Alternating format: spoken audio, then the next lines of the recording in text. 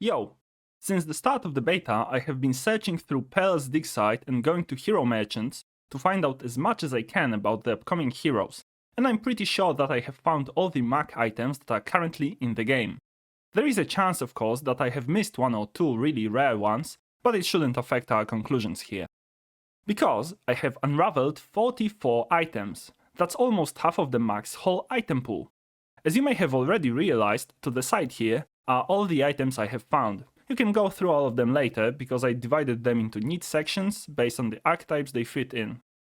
Okay, as any other character, Mac has a couple of things to focus on while building a board. Based on the items I have found, main build avenues are going to be good old weapons with focus on damage and crit chance, poison and burn with a little bit of regeneration sprinkled in, and dedicated potion setup that's all about controlling the board.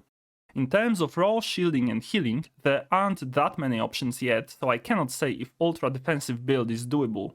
Though potions and gems suggest that there might be dedicated freeze and slow builds waiting for us. In terms of weapons, there isn't much to work with. However, there are some clues here that can help us see what is to come. First of all, Palanquin and Pendulum are similar to Crow's Nest and Sextant, and I believe they will fit a similar role as well. Let's say we take a Magic Carpet, which buffs itself every time you crit.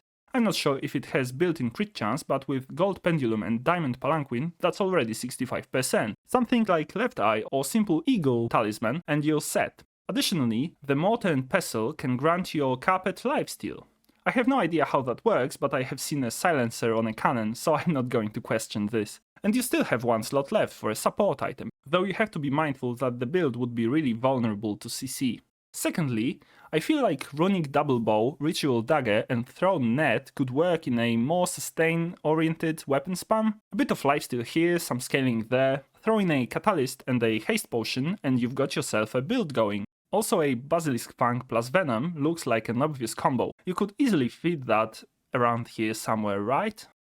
Looking further, the poison department seems rather stocked, though some of the items seem underpowered. However, there is a nice little synergy between Ouroboros Statue, Soul Ring and Venomander. Regeneration would certainly help in drawn-out fights, but you would need to increase your health substantially to have time for your items to scale. You could add a Poppy Field to accelerate it a bit. Also, Death Caps and Thurible wouldn't be that bad with that build, but you would need to find a source of haste because of all the long cooldowns.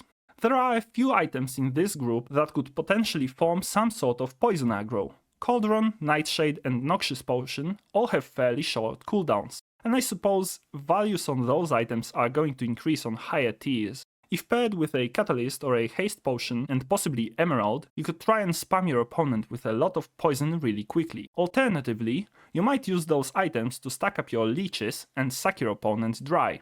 And there is space for a Black Rose, which will heal you a bit, I suppose, though I'm not really convinced that's a useful item. I guess we will see.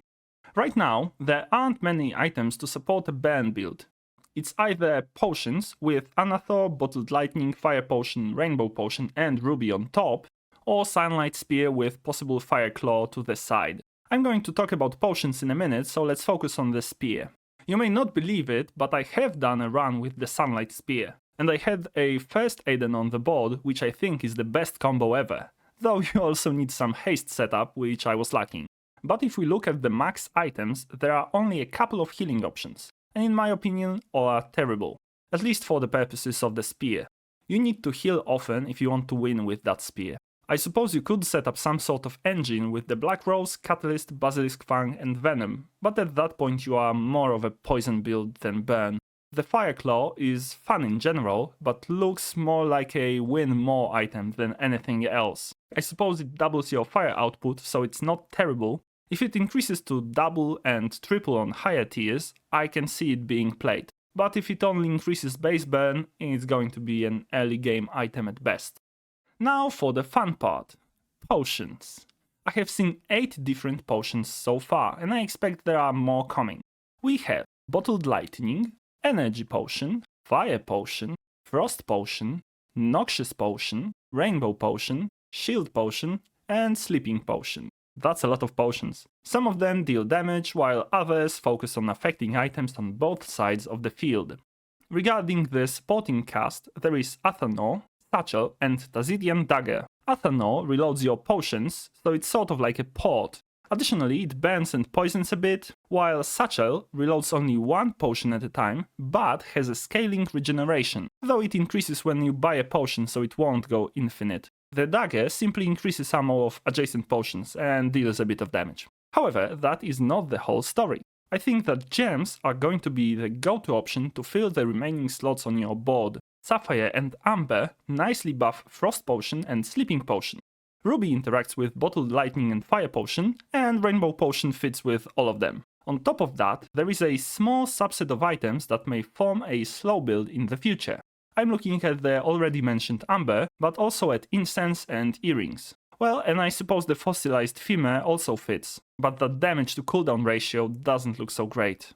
And for now, that's everything we know about Mac. From what Reynard said, Mac is going to be the next hero released, therefore I wanted you to be prepared for what we can expect. To sum up, there is going to be a weapon archetype that will most likely focus on crits and lifesteal, a poison and burn archetypes with various healing and regeneration interactions, and a potion build that can go either the damage route or control route. Thanks for watching, make sure to leave a like and a sub on your way out, and I will see you soon.